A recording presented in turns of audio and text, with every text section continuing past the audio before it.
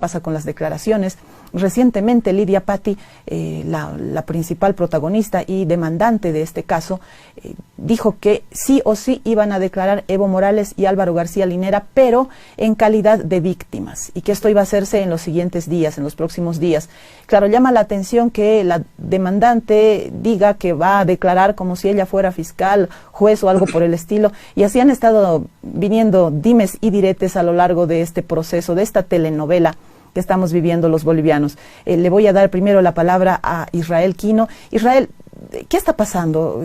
Las opiniones de Doria Medina y de Tuto Quiroga, ¿cómo pesan en este culebrón que estamos viviendo desde 2019? Bueno, Sayuri inicialmente lo que debe definirse en virtud a pues el procedimiento penal boliviano es la decisión del Ministerio Público.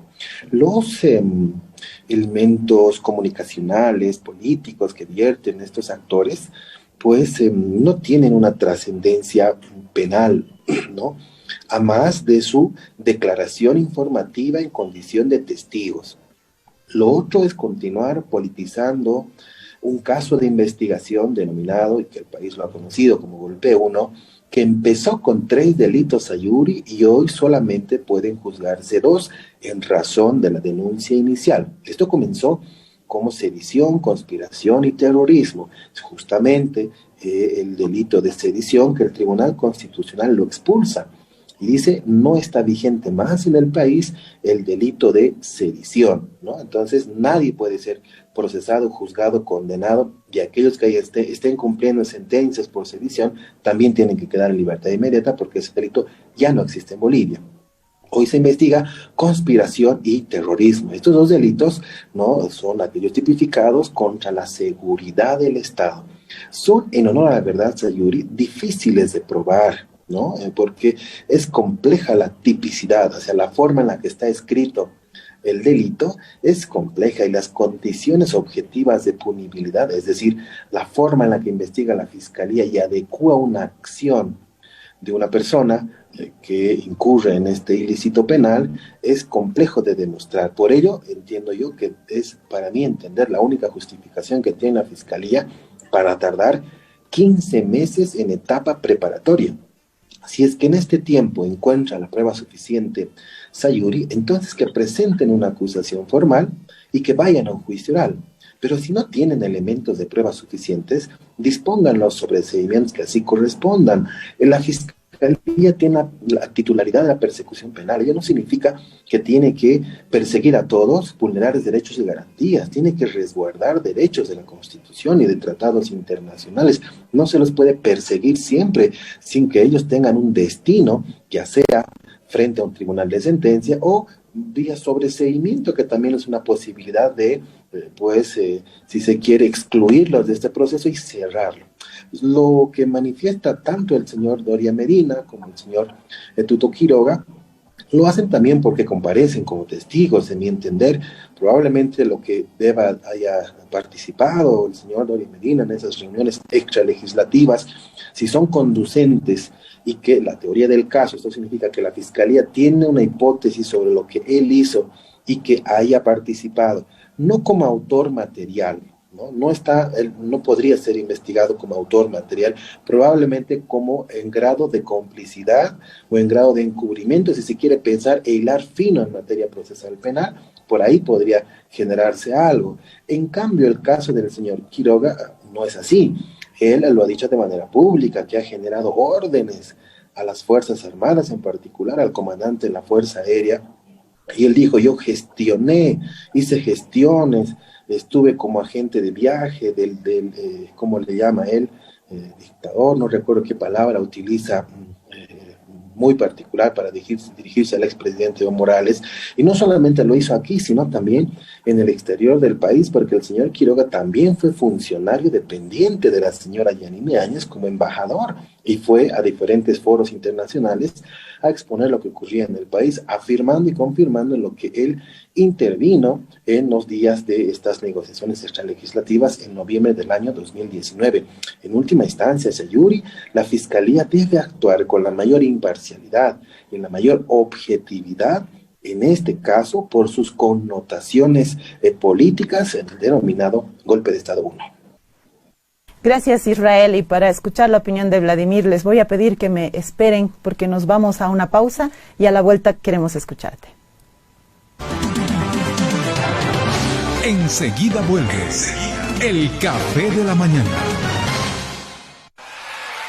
¡Hey! ¡Refrescarte es la misión! ¡Únete a la revolución! ¡Vizcachán y limón! ¡Sí! ¡Hidratarte es tu elección! ¡Únete a la revolución! ¡Vizcachán y limón! ¡Únete a la revolución Vizcachán y limón!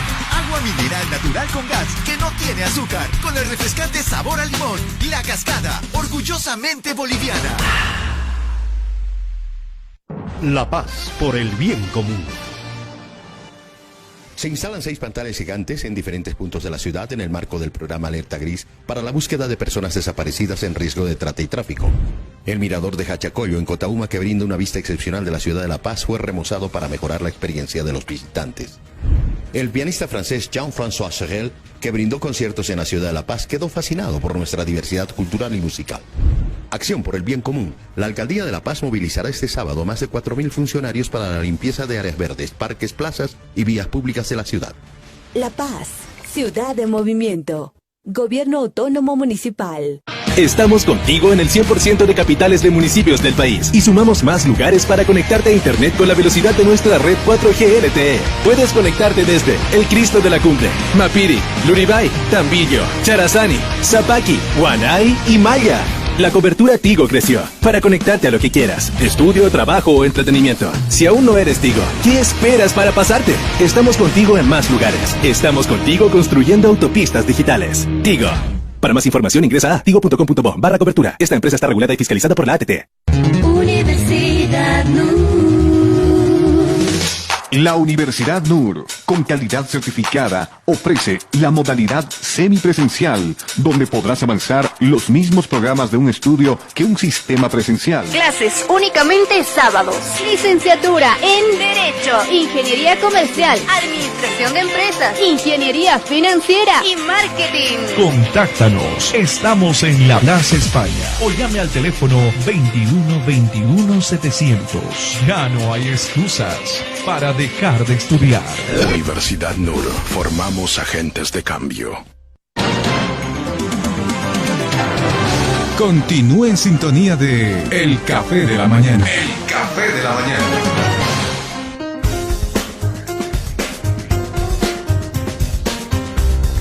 Ocho de la mañana con 53 minutos y nos encontramos en entrevista con 2 politólogos y abogados, analizando el caso Golpe de Estado, Yanine Áñez, el juicio y las declaraciones de Tuto Quiroga y Samuel Doria Medina. A continuación quiero preguntarle a Vladimir Torres, ¿qué opinas tú de todo esto? ¿Qué está pasando? ¿Es justo lo que están haciendo? ¿El proceso está correcto? La población que no tenemos mucha noción de esto de las leyes, necesitamos que se nos ilumine un poco, porque a mí siempre me huele todo mal en cuando se politiza. Por favor, tu opinión. Bueno, mira, Sayuri, este es un proceso político, ¿no? Tanto el caso Golpe 1 como el caso Golpe 2 son demostraciones claras en qué medida la política, las relaciones de fuerza, las relaciones de poder tienen injerencia en el derecho y en las instituciones. La expresidenta transitoria, por su condición de expresidenta, debía ser procesada en un juicio de responsabilidades. Eso no se ha hecho. Y ha habido una serie de injerencias por parte del órgano ejecutivo, de actores de diferente tipo, que me parece que no solamente lo han vuelto un proceso controvertido, sino que carecen de la credibilidad suficiente, ¿no es cierto?, para servir como un hito que nos ayude a interpretar lo que ha pasado en el 2019. Me parece que analizar la coyuntura política respecto a ese tema pasa por el hecho de considerar que la administración de justicia en nuestro país, las instituciones en general, pero sobre todo la administración pública, el órgano judicial y el Ministerio Público, no son instituciones imparciales. No actúan con transparencia, sino que obedecen mandatos políticos o sus acciones son producto muchas veces de la lucha política. Yo creo que el caso Golpe 1 y el Golpe 2 son prueba de ello. Me parece que al mismo tiempo es un caso que ha perdido hace tiempo la relevancia que tenía en un principio. Me parece también que es producto de la lucha interna las fricciones internas, de las luchas internas que existen en el MAS. Me parece que hasta cierto punto Luis Arce ha tratado de resistirse a poner la maquinaria del Estado, particularmente al Ministerio de Justicia, para hacer lo que muchos denominan, ¿no?, justicia contra los golpistas, castigar, amedrentar a los golpistas, a los derechistas y a todos aquellos que cuestionen sus proyectos totalitarios. Pero me parece que es el ala dura del MAS la que termina imponiéndose, el levismo, ¿no? Es una cuestión también de tratar de reinterpretar la historia, de contarla a su favor para no perder capital político, para no ver mellada su imagen.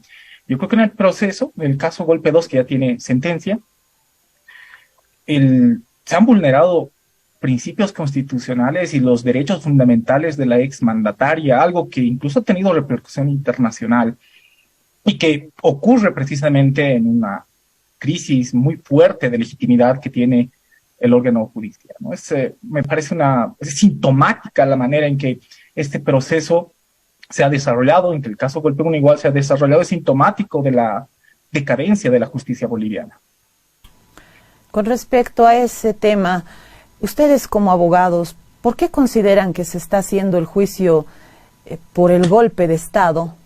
Se está haciendo investigaciones, se está tomando declaraciones a quienes habrían supuestamente participado en el golpe, y no así lo que la gente pedía, que es lo que entiendo que buscaba más, y discúlpeme mi humilde opinión, lo que realmente se debería esclarecer, no así sobre las masacres de Sencata y Sacaba.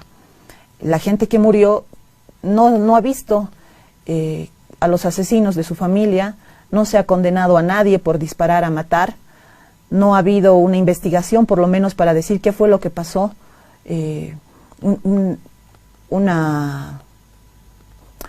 un seguimiento de lo que pasó, las pruebas, ir al lugar, constituirse y ver quiénes estaban ese día, qué fue lo que pasó, si realmente estaban pretendiendo hacer explotar la planta de Sencata, si realmente llegaron. ¿No ve que hay gente que dice que han arrojado gente de los helicópteros? ¿Qué ha pasado con todo eso? Es decir, ¿era más conveniente hacer el asunto del golpe? ¿No era mejor hacer un juicio de responsabilidades, que además quizás le hubiera dado una sentencia más larga a Áñez? Ha sacado 10 años, pero se le habría podido dar algo más por 30. Me llama la atención esa elección. Israel, Vladimir, ¿por qué creen que haya sido eso? Por favor, primero Israel. Sayuri, cuando emerge a partir de la conflictividad de la crisis política, emergen las tesis del golpe y del fraude, ambas eminentemente de estudio para la ciencia política. Pero para generar elementos de prueba, para que éstas sean refrendadas con elementos formales, porque lo otro es interpretación política. La tesis del fraude, la tesis del golpe son interpretaciones políticas, pero ambas se judicializan. Tú recordarás, más de 30 autoridades electorales han sido expuestos como cualquier miembro de organizaciones criminales en ese comando general de la policía, ¿no? Aprendidos de manera inmediata, cautelados, enviados a la cárcel. Meses después, la justicia no logra probar esos actos negligentes, por un lado, y dolosos, así lo califican estudios, en el caso de la OEA, ¿no?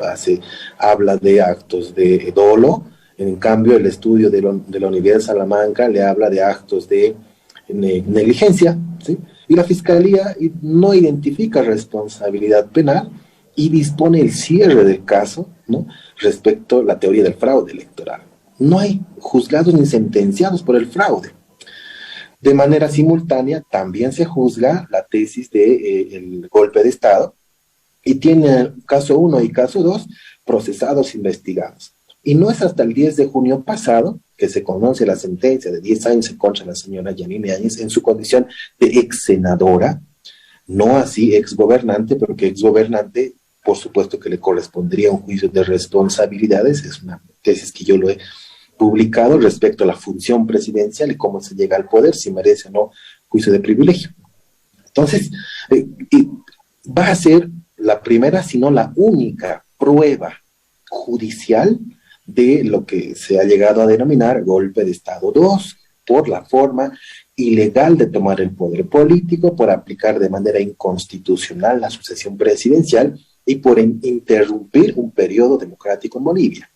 La prueba judicial de eso está en la sentencia. Esta no es no se acaba con la sentencia. Sayuri tiene todavía cuando menos 2 o 3 recursos posteriores, la apelación restringida, el recurso de casación en Sucre, luego puede activar la revisión extraordinaria de la sentencia, agotada la vía interna, acudirá seguramente ante la CIDH o Naciones Unidas para activar la vía internacional. Todavía tiene el derecho de recurrir ante estas instancias la ex senadora Áñez.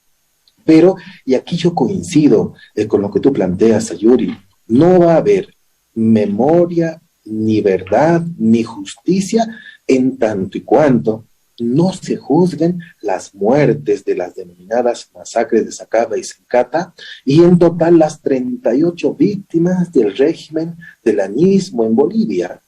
Lo otro son procesos judiciales con altas connotaciones políticas. El único juicio político que se denomina así, inclusive desde la propia teoría del derecho constitucional, son los juicios a presidentes. Los juicios de responsabilidades sí pueden denominarse juicios políticos. Todos los demás son procesos judiciales ordinarios con altas connotaciones políticas. Entonces, ya tras la sentencia del caso Golpe 2, cuando ya se cierra la denominada tesis del golpe, ¿no? La tesis del fraude se cerró porque la Fiscalía no encontró prueba. Judicialmente, para probar ambas tesis, la única que va a pervivir es la tesis del golpe por la prueba judicial de la sentencia. La tesis del fraude va a continuar, pero ya en la ciencia política, no así en lo que significan elementos de prueba judicial, jurídicos, ¿no? Entonces, creo que ahí hay que también dividir las interpretaciones en razón de estos hechos, pero las responsabilidades por los asesinatos, por las ejecuciones sumarias, por esas operaciones combinadas entre policía y Fuerzas Armadas que salieron a matar a hermanos alteños en el distrito 8 de Sencata, cuyo informe del GIEI dijo no había ninguna probabilidad de que puedan volar esas plantas, más bien los han ido a matar, ¿no? Sumariamente. Entonces, esas ejecuciones extrajudiciales son las que se deben investigar y tiene que ser vía juicio de responsabilidades para que esa responsabilidad también recaiga en quien en ese momento detentaba el poder en un régimen de transición, la señora Áñez. Pero eso no significa que los exministros firmantes del Decreto Supremo 4078, excomandantes militares, excomandantes policiales de mando medio que han materializado la forma de victimar a nuestros hermanos aquí en Sencata, en Sacaba, tienen que responder ante la justicia ordinaria con las penas privativas de libertad, ya sea por los delitos de genocidio, que tienen igual una pena muy alta, o asesinato, 30 años, ¿no? Entonces, estos delitos tienen que ser sancionados porque debe existir memoria, verdad y justicia. De momento no se puede engañar a la población, no se puede engañar al pueblo y decir que con la sentencia del caso de Golpe 2 se ha hecho justicia, memoria y verdad. No, eso es falso. Las víctimas por las masacres de Sencata y Sacaba todavía están en la impunidad. A esos familiares no se les ha hecho justicia. Creo que también sería importante que se les haga justicia a aquellos fallecidos durante los disturbios antes de la renuncia del presidente Morales. Por lo menos recuerdo a 3, 2 en Santa Cruz y un joven en Cochabamba, desgraciadamente. Vladimir, ¿qué opinas? ¿Por qué se ha hecho esto de el golpe y no las muertes en Sencata y Sacaba?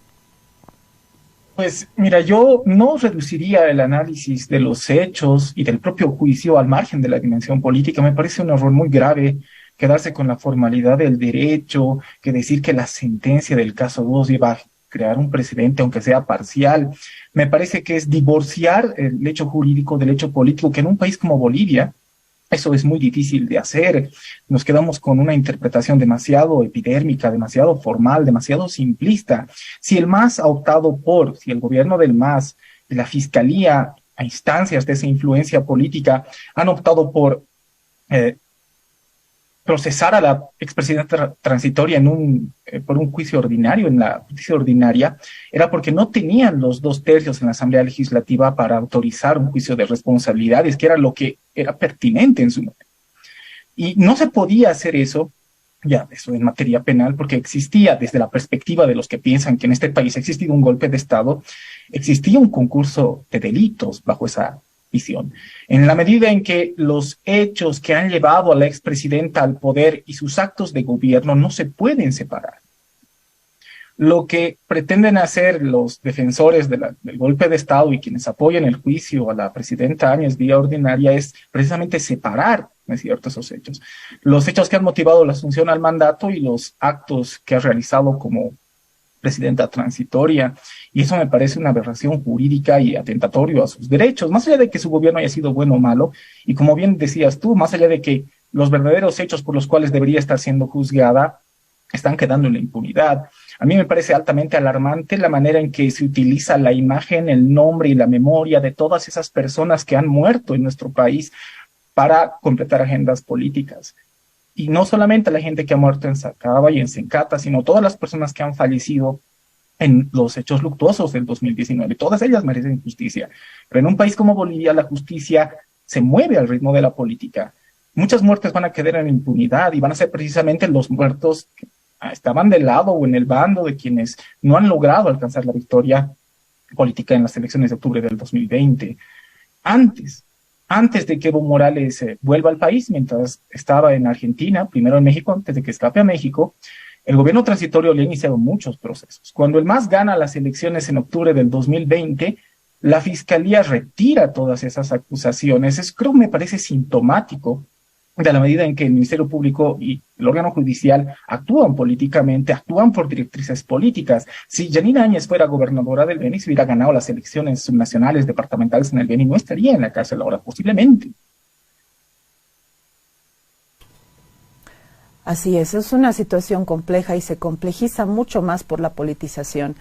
Y no sé si tienen ustedes el mismo criterio, pero yo veo que los conflictos internos del MAS están generando también una complejidad más alta en este tema. Ustedes son abogados, yo historiadora, y si algo he aprendido en la historia de Bolivia es que estos casos donde hay matanzas, asesinatos, etcétera, son usados hasta que mientras tengan vida útil. Me acuerdo, por ejemplo, las matanzas de Yáñez del siglo XIX, cuando asesinan al expresidente Jorge Córdoba.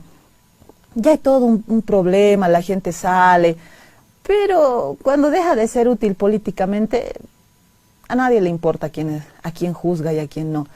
El fraude cometido por el expresidente Juan Pereda Asbun en las elecciones, de igual manera, vamos a perseguir, la típica frase, ustedes saben, caiga quien caiga, y nunca cae nadie. Bueno, cae quien conviene que caiga, y por desgracia, no sé qué opinan ustedes, y esa es mi siguiente pregunta. ¿Creen ustedes que la justicia boliviana está sobrepolitizada, que realmente hemos llegado a un punto en el que ya no puedes hablar de una justicia independiente?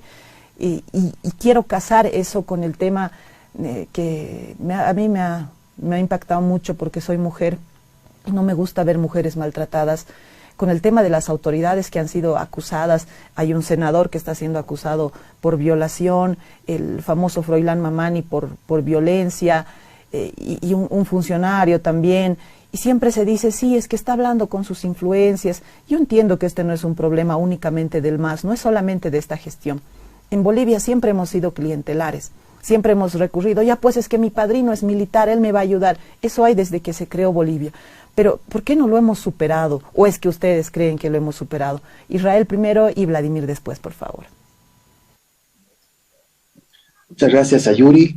Quiero iniciar coincidiendo contigo en el último planteamiento.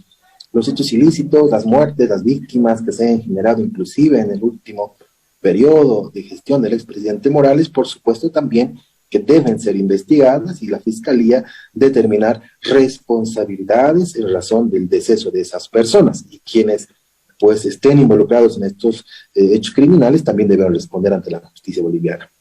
El otro que tú planteas, Sayuri, la justicia boliviana está en un estado vegetal.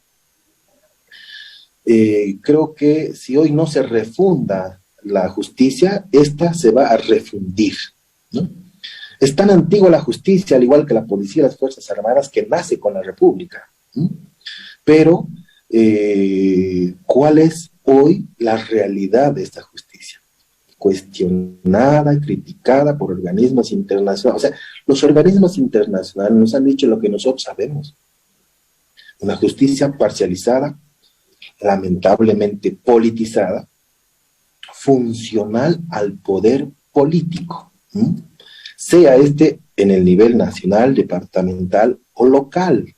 Cualquiera que esté, sea negro, verde, azul, blanco, rojo, de derecha, izquierda, centro, derecha, no importa, es funcional al poder. Yo, por poner un ejemplo, desde lo nacional hasta lo local, Sayuri, un amparo constitucional en Cochabamba que favorece en la ejecución de sentencia de un alcalde sentenciado por corrupción, ¿no?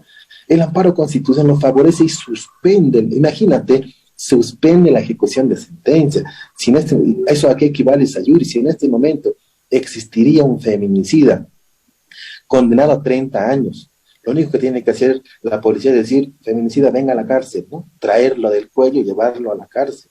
Pero el feminicida activa un amparo y el Tribunal de Garantías dice, no, que no se ejecute, que vaya al Tribunal Constitucional.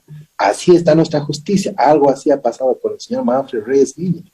Lo ha dicho el relator García Sayán y ha pedido que las autoridades políticas no se pronuncien en casos y procesos judiciales de connotaciones políticas. Lo ha dicho el CAT, el Comité contra la Tortura de Naciones Unidas. Lo ha dicho el propio informe del GIEI, ¿no? Y se recomiendan vías para salvar a nuestra justicia. En este momento, Sayuri, en Bolivia, de los más de 1.030 y pico jueces que existen en el país, 500 de ellos, Sayuri, no son jueces institucionalizados. ¿Qué significa? Que no son jueces que han dado examen para quedarse en esos cargos. ¿Te imaginas en las manos de quién estamos? No sabemos si el juez que nos está administrando una de nuestras causas es un juez que ha dado examen para quedarse en ese cargo. ¿Por qué el poder político? ¿Por qué el Consejo de la Magistratura, que es la autoridad al respecto, no los destituye? Recordarás el caso de Nayar, del narcotráfico en Santa Cruz. Esos jueces han sido destituidos, ¿por qué causa, Sayuri? No por haberlo dejado en libertad al señor Nayar, no porque estén casos investigados en narcotráfico, sino porque el Consejo de la Magistratura ha encontrado una forma. Bueno, estos parece que no están en la línea, hay que cesarlos. Y los destituye, les da sus cartas de agradecimiento porque no eran jueces institucionalizados.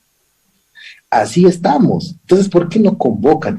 En 90 días, Sayuri, convocatorias públicas, no 500 nuevos profesionales jóvenes del derecho que ocupen esos cargos. ¿Por qué creen que los actuales jueces, solo con ellos puede existir la reforma o la reestructuración judicial? La justicia necesita un cambio generacional, ya no con estos operadores. Yo coincido en que existan buenos fiscales, buenos jueces y buenos vocales, y los hay, y tengo también la fortuna de conocerlos. Hay muy buenos administradores de justicia en el país, no lo son todos, pero esos que no, hay que destituirlos, extirparlos, son el cáncer en la justicia, Sayuri. Y si el poder político verdaderamente quiere responder a la necesidad del pueblo, quiere responder a esa demanda de garantía e imparcialidad en el acceso a la justicia, transformen. Cumbres son un saludo a la bandera, reformas y parches son un saludo a la bandera. La reforma hoy debe ser estructural en la justicia boliviana y no hay otra forma de reestructurar la justicia si es que no se generan cambios generacionales, y la forma de elegir a los altos magistrados ya no puede ser mediante un filtro político solamente, sino con participación activa de colegios de profesionales, sociedad civil organizada y, por supuesto, medios de comunicación. Es un momento histórico importante para garantizarlo. Hoy no lo van a hacer porque al año 2023, Sayuri, ya acaban su mando de gestión, su periodo de gestión, las altas autoridades del órgano judicial. Y un año después acaba funciones el fiscal general. Entonces se viene en este periodo constitucional los cambios importantes que deben garantizarse al interior del órgano judicial en Bolivia. Apenas 500 son institucionalizados de los jueces, o sea, casi la mitad. Qué terrible. Sí, sí. Vladimir. Mira, yo creo que lo que tú dijiste es clave en la medida que la justicia en nuestro país podría decirse que inicia su vida institucional en crisis y va a seguir en crisis hasta nuestros días. La incidencia del poder político no es un problema de un gobierno, no es un problema de un partido político, es un tema histórico, es un problema histórico que hemos enfrentado desde hace mucho tiempo atrás. Y las soluciones no pueden ser parches, ¿no? En eso estoy de acuerdo. Leyes, ¿no? Fotografías, congresos, cumbres, comisiones especiales, son soluciones parche, son intentos, ¿no es cierto?, de convertir una problemática aguda, estructural, en marketing político. Yo creo que la justicia en Bolivia tiene que ser reformada de manera estructural y no se la debe dejar en manos de los políticos, ni de oposición, ni de oficialismo. Tiene que ser la ciudadanía la que a estas alturas, en esta crisis tan grave, intervenga en este problema. Porque los políticos, no importando su filiación ideológica, se han aprovechado de la Administración de Justicia, se han aprovechado del Ministerio Público para volver la acción penal en un instrumento, en un arma política para eliminar a sus contrincantes. Toda esa crisis, todo ese sistema en crisis ha producido un ejemplo concreto, la sentencia por la cual se ha condenado a la expresidenta Tránsito. Entonces eso me parece que anula aún más cualquier tipo de credibilidad que podría tener sobre lo que tú mencionabas, sobre el tema de maltrato, violencia doméstica, crímenes, delitos contra las mujeres como los feminicidios, y que involucran a legisladores, a miembros de la Asamblea Legislativa Plurinacional. Creo que es parte del mismo problema. En Bolivia, quien tiene poder, quien tiene recursos económicos suficientes, puede lograr un trato favorable por parte de la Administración de Justicia. La ley no es igual para todos. Quienes tienen cierto tipo de poder, cierto tipo de capital económico o político, pueden salir bien librados, ¿no es cierto? Y eso pasa por el tipo de funcionamiento que tiene la Administración de Justicia, por la manera en que se reclutan a sus miembros. Por eso es necesario hacer una reforma estructural en todo sentido. Este no es un tema de malos jueces.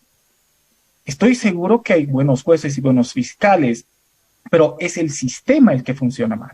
Tanto el de reclutamiento como el de funcionamiento es corrupto, lento, ineficiente. A los jueces no se les paga lo suficiente y no podría ser, no es admisible por más tiempo que tener credenciales políticas, militar en un partido político pese más que la formación y la experiencia laboral. Hay buenos profesionales en nuestro país, claro que los hay. Sin embargo, ese no es el requisito por el cual gravita, a final de cuentas, la selección de miembros del órgano judicial en sus diferentes niveles. Eso es algo que tenemos que transformar, tenemos que intervenir, pero ya. No podemos por más tiempo seguir postergando este problema, porque el no tener una justicia transparente, el que existan privilegios de gente que se encuentre al margen de las leyes, es una causal de fractura social. Entonces, eso me parece algo ejemplificador. Quiero darles las gracias profundas a Israel y a Vladimir. Ha sido una charla muy, muy suculenta. Les agradezco. Y bueno, espero que estemos en contacto para siguientes entrevistas. Gracias de verdad. Y bueno, pásenla bien. Un abrazo. Ojalá cambiemos el sistema, estructuralmente el sistema judicial. Muy buen día, Sayuri, agradecido por la invitación, un cordial saludo también al colega que hemos compartido el día de hoy, y a la audiencia de Fimis, bendecida jornada, buenos días, muchas gracias. Bueno, Vladimir, gracias por contactarte con nosotros y por la entrevista. Sayuri, un gusto estar contigo y con tu audiencia, un gusto también, un saludo de Israel, siempre es bueno intercambiar ideas, el diálogo plural fortalece la democracia. Y con esto nos vamos a una pausa.